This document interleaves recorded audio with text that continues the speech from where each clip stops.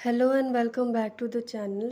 पिछली वाली वीडियो में हमने ओरल कम्युनिकेशन के बारे में पढ़ा था, डेफिनेशन वगैरह सब पढ़ ली थी।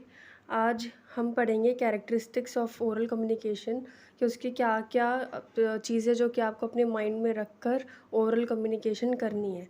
ठीक है, तो पहला आता है pre planning, certainty, conciseness, attractive presentation, consideration of the receiver और audience, neutrality, realistic, error free, patience और इमोशन फ्री। तो एक एक करके हम इसको समझेंगे कि क्या क्या ये अगर आप ये सारी कैरेक्टरिस्टिक्स आप लिखते हो ओरल कम्युनिकेशन में और भी आपको कुछ नहीं आता है ना, तो ये मोर देन इनफ है सारे मार्क्स लेने के लिए। तो प्री प्लानिंग क्या होती है? The first characteristic of oral communication is pre planning. पहली कैरेक्टरिस्टिक क्या है? Pre planning.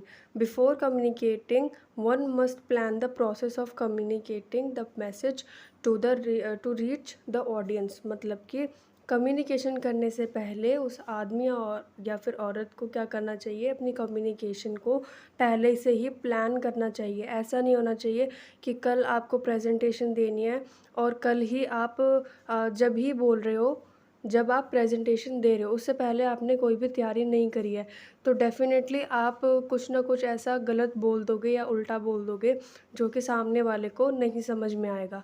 तो उससे पहले आपको क्या करना चाहिए? प्री प्लानिंग करनी चाहिए, कोई एरर ना निकल जाए। अगर आपने प्रेजेंटेशन आपने बनाई है तो उसके अंदर कुछ ग्राफिकल एरर्स ना आ जाए या अल्फ़ाबेटिकल एरर्स ना आ जाए, इसीलिए हमको क्या करना चाहिए? पहले ही प्री प्लान कर लेना चाहिए। अब आता है आपका सर्टेनिटी क्या होता है? One must be clear about the message he delivers to the audience. उस इंसान को अपना मैसेज एकदम क्लियर होना चाहिए जो कि वो अगले दिन या फिर उसी दिन डिलीवर करने वाला है ऑडियंस को। Communication message should always be backed up by research. मतलब कि अगर आप कोई भी चीज़ बोल रहे हो ना, तो उसके फैक्ट्स होने चाहिए और अच्छे से स्टैटिस्टिक्स होने चाहिए कि आप जो बोल रहे हो वो सही बोल रहे हो, आप अपना मन घड़त नहीं बना रहे हो। ठीक है, सर्टेनिटी वो होती है। Having certainty will not give only confidence to the speaker but also give clarity to the audience. मतलब कि सर्टेनिटी होने का ये ही फ़ायदा नहीं है कि आपको कॉन्फिडेंस ही बढ़ता है, लेकिन साथ के साथ में आपकी क्लैरिटी भी बढ़ती है। जो कि आप कम्युनिकेशन करते हो उसके अंदर क्या आ जाती है? क्लियरनेस आ जाती है, क्लैरिटी आ जाती है कि आप बिल्कुल साफ़ बोल रहे हो, आप अटक-अटक के नहीं बोल रहे हो। ठीक है? या फिर अगर तुतला कर नहीं बोल रहे हो, अगर आप बहुत ज़्यादा फ़ास्ट-फ़ास्ट बोल रहे हो तो। फिर आता है आपका कंसाइजनेस। कंसाइजनेस क्या होता है? Collection of the message to the deliver is one part of the activity. मतलब कि मैसेज को कलेक्शन करके दूसरे को देना, डिलीवर करना, वो क्या है? एक पार्ट ऑफ एक्टिविटी है। ठीक है? The importance lies in how it is delivered. ये इम्पॉर्टेंट लाई करता है कि वो जो मैसेज है ना आपका, वो आपने कैसे डिलीवर करा है। मैंने अपना पूरा स्क्रिप्ट लिख ली है यूट्यूब वीडियो की, अब मेरे ऊपर डिपेंड करता है कि मैं आपको वो कैसे सुना रही हूँ। ठीक है? ये चीज़ बहुत ज़्यादा इम्पॉर्टेंट है कि मैं कैसे सुना रही हूँ। मेरे हाथ जो चल रहे हैं, हाव-भाव मेरे मुँह का जेस्चर, ठीक है? या मैं जैसे बैठी हूँ, वो बहुत ज़्यादा महत्वपूर्ण है, बहुत ज़्यादा इम्पॉर्टेंट है अगर मैं कम्युनिकेशन कर रही हूँ तो। Structuring the logical sequence of the presentation to deliver the message will improvise the effectiveness of the message. सब बात की एक बात, आपका जो मैसेज होना चाहिए वो बहुत ज़्यादा छोटा होना चाहिए। ठीक है? कंसाइज़ वे में होना चाहिए। कंसाइजेंस का मतलब हमने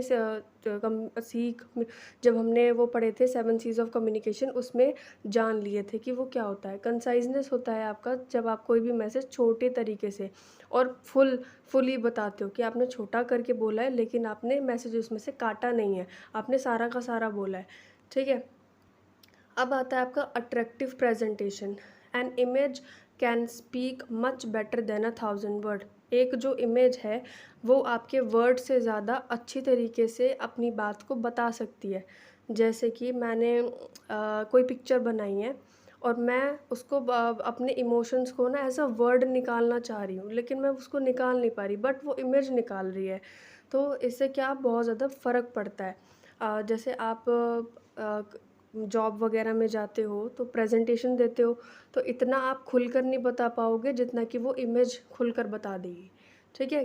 As a presenter, an attractive presentation can support you to deliver a much complete and better message than the one without it. मतलब कि आप प्रेजेंटेशन की तरह सोचो, ठीक है। आप प्रेजेंटर हो तो आपने क्या करा, एक अच्छी सी इमेज वगैरह लगा के बहुत अच्छी प्रेजेंटेशन बना ली है।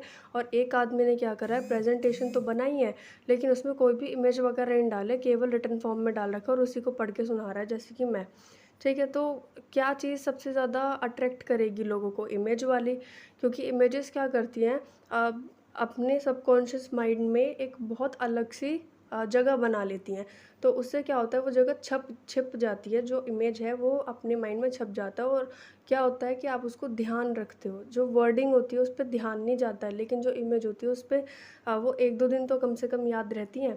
वर्डिंग तो आप 2 घंटे बाद भी भूल जाओगे, ठीक है। तो ये है आपका मेन पॉइंट। तो आप क्या करो, कोई भी चीज़ होती है उसमें अपने विजुअल्स ज़रूर डालो और अच्छे विजुअल्स डालो। फिर है कंसिडरेशन ऑफ द रिसीवर और ऑडियंस, ठीक है। कंसिडरेशन मतलब कि समझना कि आपके जो रिसीवर हैं, जो ऑडियंस है आपकी, वो आपके पॉइंट्स को समझ भी रही है या नहीं। Knowing your audience is one of the critical aspects of planning your presentation. मतलब कि अपनी ऑडियंस को जानना कि वो क्या चाहते हैं, वो क्या है, क्रिटिकल एस्पेक्ट है आपकी प्रेजेंटेशन का, कि उनको समझ में भी आ रहा है या नहीं आ रहा। तो the elements like age group, हम जब हम कंसिडर करते हैं ऑडियंस को अपनी, तो क्या क्या ख्याल रखते हैं। एक तो एज ग्रुप, कि आप उन लोगों को बता रहे हो जो कि आपके एज के हैं या फिर आपकी एज से ऊपर है, ठीक है। उनको समझ में आना चाहिए, उनका माइंड इतना मैच्योर हो आपकी बात समझने के लिए। बैकग्राउंड आपका क्लियर होना चाहिए। अगर आप बहुत ज़्यादा नॉइस वगैरह क्रिएट करोगे तो भी जो रिसीवर है वो बात को समझ नहीं पाएगा और फीडबैक नहीं देगा। Demography, habits, culture of your audience, कि वो किस रिलीजन से बिलोंग कर रहे हैं। अगर आप एक रिलीजन में तो बात वो अच्छी है, लेकिन दूसरे रिलीजन के एक्सपेक्ट से देखें तो वो बात बुरी है। तो ऐसे भी आपको कोई चीज़ नहीं बोलनी है, ठीक है। Speaking your audience tone will drive your audience to take actions you intend them to. आपका जो बोलने का लहजा है, जो तरीका है, जो टोन है, क्योंकि टोन भी बहुत मैटर करती है। अगर आप ओरल कम्युनिकेशन परफॉर्म करते हो, अगर आपकी टोन बहुत ज़्यादा धीमी है तो जो ऑडियंस है वो बहुत जल्दी बोर हो जाती है, ठीक है। अगर आपकी जो टोन है वो एवरेज है, मतलब मीडियम है, तो ऑडियंस का जो कंसंट्रेशन है वो थोड़ा बहुत आप पे बना रहता है, ठीक है। और आपकी जो टोन है वो ज़्यादा हार्ड भी नहीं होनी चाहिए कि उनका सर ही दर्द कर जाए।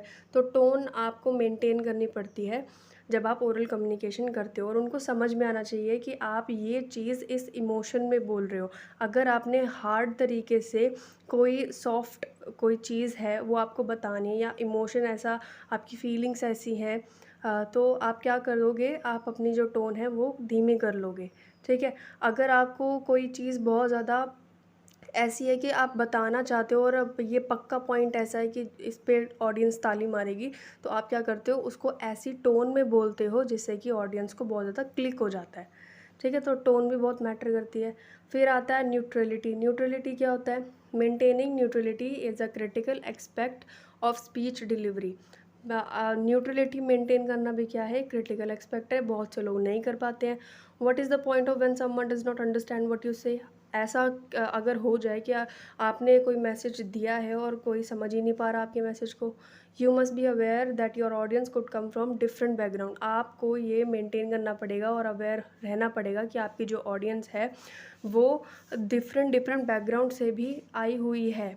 जैसे कि छोटे ऑडियंस आ गई, या एज में बड़ी ऑडियंस आ गई, या आपके नेटिव आ गए, मतलब कि आपके नेशनलिटी के आ गए, या फॉरेनर आ गए, है ना। तो ये क्या है, आपके डिफरेंट बैकग्राउंड है, ठीक है। एजुकेटेड है, अनएजुकेटेड है, आपको वो सारे के सारे एक्सपेक्ट देखने पड़ेंगे, और देन आपको वो कम्युनिकेशन थ्रू करना है, जिससे कि ये जितने भी डिफरेंट डिफरेंट एक्सपेक्ट हमें सुनने के लिए बैठे हैं उन तक वो मैसेज पहुंच जाए आराम से, ठीक है। जो एजुकेटेड है वो भी समझ जाए, जो अनएजुकेटेड है वो भी समझ जाए, ठीक है। They all may not understand at the same face at which you speak. मतलब कि ऐसा नहीं होगा कि जो जो ये फॉरेनर है, नेटिव एजुकेटेड अनएजुकेटेड, वो मतलब कि सारे के सारे वो आपकी एक बात समझ जाए। आपको क्या करना पड़ेगा, मॉडिफाई करना पड़ेगा। फॉरेनर के लिए आप इंग्लिश का यूज़ कर सकते हो और जो अनएजुकेटेड है उनके लिए आप हिंदी का यूज़ कर सकते हो। ठीक है। They may not be familiar with the vocabulary you use. आपको वोकेबुलरी बहुत ज़्यादा ध्यान रखनी पड़ेगी कि आप इतना ज़्यादा मॉडिफाई होके या फिर इतना ज़्यादा टेक्निकल वर्ड्स का यूज़ मत करो कि दूसरा इंसान के एरोप्लेन बन जाए। ठीक है। तो उस हिसाब से लेम भाषा में अगर मैं कहूँ तो आपको भी लेम भाषा में ही बात करनी है अगर आप अनएजुकेटेड से बात कर रहे हो तो। आपको वोकेबुलरी का यूज़ करना पड़ेगा। अगर आप फॉरेनर से बात कर रहे हो तो उस हिसाब की टेक्निकल वर्ड्स आपको यूज़ करने पड़ेंगे। ठीक है। They may not be familiar with the way you pronounce the word. मतलब कि आपको बोलना है एजुकेटेड, आप बोल रहे हो एडुकेटेड, तो उसको मिसप्रोनाउंसिंग हो गया ना वर्ड्स का, उसको समझ में ही नहीं आएगा कि आपने क्या वर्ड बोला है। और इससे क्या होगी, आपकी जो पर्सनैलिटी है उसमें भी डाउन आ सकता है। फिर आते हैं realistic. One must feel what he says. मतलब कि अगर कोई इंसान कह रहा है तो उसको फील भी होना चाहिए कि वो क्या कह रहा है। One must mean what he says. Being realistic with your speech will help you gain the trust of your audience. मतलब कि रियलिस्टिक अगर हो गए ना कि आपने जो फैक्ट रखे हुए हैं वो एकदम रियल हैं और आप लोगों के आगे दो फेस नहीं दिखा रहे हो, अपने एक ही फेस दिखा रहे हो जो कि रियल है, तो उससे क्या होता है, एक तो ट्रस्ट बन जाता है ऑडियंस का और आपकी जो स्पीच है वो भी एकदम क्लियर हो जाती है कॉन्फिडेंस के साथ में। If you do not feel honesty with your message, अगर आप ऑनेस्ट नहीं हो अपने मैसेज के साथ में तो आपको वो ऑडियंस को नहीं फॉरवर्ड करने चाहिए। So be genuine in your message. आप अपने मैसेज में जेन्युइन हो, एकदम रियल हो, ऑनेस्ट हो। Realise your message before you convey it to your audience. आप अपने मैसेज को पहले चेक कर लो कि वो आप जो मैसेज भेज रहे हो उसमें कोई वो तो नहीं आया है, किसी ने चेंज तो नहीं करा है, या अगर चेंज नहीं करा है तो मैंने ठीक लिखा है या नहीं लिखा है। ठीक है। अगर मैं एग्जांपल दूँ, एक मैन्युफैक्चरिंग कंपनी है, वो क्रीम बनाती है, बीबी क्रीम बनाती है, और उसने क्या करा, ज़्यादा परसेंटेज ऑफ केमिकल मिला दिया as compare to natural ingredient. ठीक है। तो अब उसने क्या करा, प्रेजेंटेशन में जाके ये कह दिया कि हमने तो नेचुरल इंग्रेडिएंट से बनाया है, ना कि केमिकल से। तो ये तो रियलिस्टिक नहीं हुआ ना, ये तो जेन्युइन नहीं हुआ। इससे क्या होगा, आगे आप जो प्रोडक्ट यूज़ करो उसको दिक्कत आएगी।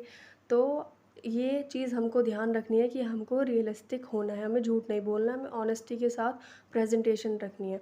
You can not keep your audience hooked to an unrealistic message. आप ऑडियंस को अनरियलिस्टिक मैसेज नहीं दिखा सकते हो। फिर आता है एरर फ्री। एरर फ्री क्या होता है, I am sure we all agree that appearance plays a vital role in making an opinion about any person. मतलब कि ये बोलते हैं कि first impression is the last impression, कि आप जैसे दिखते हो आप वैसे ही हो। ठीक है। तो इसमें नेक्स्ट वाला आता है आपका then same goes for your speech as well. ये आपकी जो आपकी अपीयरेंस है ना वो ऐसे ही आपका स्पीच पर भी जाता है। You might be wondering how your communication could create a visual impression. मतलब कि आप सोच रहे होंगे कि आपका जो कम्युनिकेशन है वो आपके विजुअल इम्प्रेशन पे कैसे इफ़ेक्ट करेगा। तो well, it is not communication that gives such an impression. ये कम्युनिकेशन नहीं है जो ये इम्प्रेशन देता है। Your visual appeal, the presentation, मतलब कि आपके जो विजुअल अपील है कि आप कैसे दिख रहे हो, आपका प्रेजेंटेशन जो आपने क्रिएट करा है, and any visual expect of your speech could give that impression. आपका कोई भी विजुअल एक्सपेक्ट है आपकी स्पीच का, वो भी क्या दे सकता है, इम्प्रेशन दे सकता है। So please be as error free, कि उसके अंदर कोई भी गलती ना हो, ना ही आपकी पर्सनैलिटी में, ना ही आपके बोलने के लहजे में, और ना ही आपके किसी विजुअल में जो कि आपने क्रिएट करी है। ठीक है, प्रेजेंटेशन में। पेशेंस क्या होता है, not only for learning karate, karate ही सीखने के लिए नहीं, but patience is also essential for oral communication. Oral communication में भी पेशेंस का बहुत ज़्यादा महत्वपूर्ण रोल है। One must be patient while researching the topic. अब पेशेंट किस किस चीज़ में चाहिए, एक तो रिसर्च करने के लिए कि आपको कोई चीज़ मिल नहीं रही है, आप इम्पेशेंट हो रहे हो और वो और भी देर लगा रही है मिलने में। टॉपिक्स के लिए, फैक्ट्स के लिए, ऑडियंस के लिए, understanding your audience during speech also require some patience. मतलब कि आपकी जो ऑडियंस है वो आपकी बात को समझ नहीं रही है, वो पहले ही बोर हो रही है, तो आपको क्या करना है, पेशेंस रखना है, अपनी स्पीच को कंटिन्यू करना है। और जब मेन टॉपिक आएगा तो आपको कुछ ऐसी टोन में बोलना है या फिर आपके जेस्चर्स अच्छे होने चाहिए जिससे कि वो जो मेन पॉइंट है वो उभर के सामने आए और ऑडियंस का अंडरस्टैंडिंग बैठे, ठीक है। While listening to your audience queries, मतलब कि जो क्वेश्चंस है ऑडियंस के वो आपको सुनने हैं। One must be patient enough to observe their points, मतलब कि जो ऑडियंस ने पॉइंट्स उठाए हैं उसके लिए भी आपको पेशेंटफुल होना चाहिए। Before responding to your audience को रिस्पॉन्ड करने से पहले you must process your point patiently. आप अपने पॉइंट्स पे काम करो, ठीक है। अगर आपको कोई चीज़ क्लियर नहीं हो रही है तो उसको इम्पेशेंटली मत बताओ, ठीक है, ताकि वो जो आपका जो पॉइंट है वो भी ढल जाए, मतलब कि डिलीट ही हो जाए, ठीक है। ऐसे नहीं करना है। And then deliver them accordingly, और फिर उसको डिलीवर कर दो, ठीक है। इमोशन फ्री क्या होता है? One must learn to be prepare to face all types of audiences. देखो, ऑडियंस केवल अच्छी ही नहीं आती है, बुरी भी आती है, ठीक है। ऑडियंस केवल आपको इनकरेज ही नहीं करेगी, उनके अंदर बैठे कुछ ऑडियंस ऐसी भी होती है जो कि आपको डिस्करेज करती है, ठीक है। तो आपको इमोशन फ्री होना पड़ेगा। आपको अगर ये सुनने की क्षमता रखते हो कि आपको अपलॉज मिले, तारीफ़ मिले, तो आपको ये सुनने की भी क्षमता रखनी चाहिए कि आपको लोग गाली गलौज भी करेंगे, ठीक है। क्योंकि सारे लोग आपकी बात से सहमत नहीं हो सकते, क्योंकि हमारे जो हाथ है, हाथ के पास हमारी जो उंगलियां हैं वो सारी सेम नहीं है।